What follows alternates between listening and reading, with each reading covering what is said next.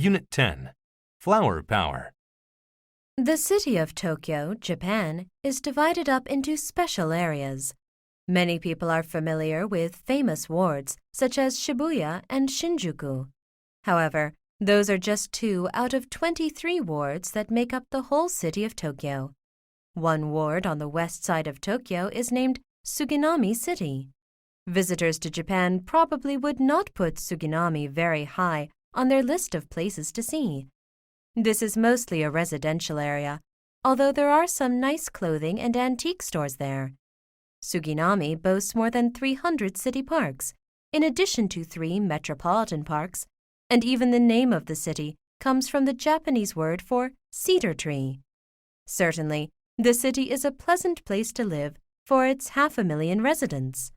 However, in 2002, Suginami City had a big problem. Thieves were breaking into houses all over the city and stealing things. In fact, in that year alone, more than 1,700 houses were broken into across Suginami. That is a huge number of break-ins for a city of this size.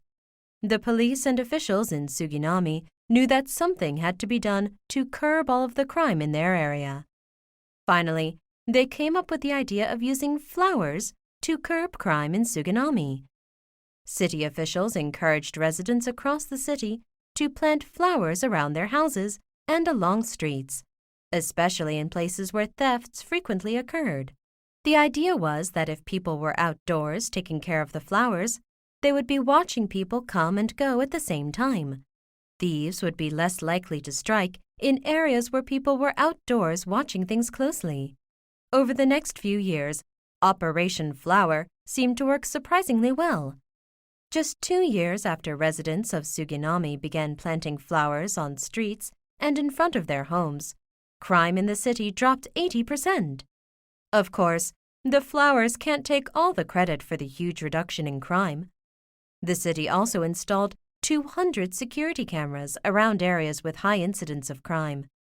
In addition, Suginami was able to recruit more than 9,000 volunteers to serve as crime watchers across the city.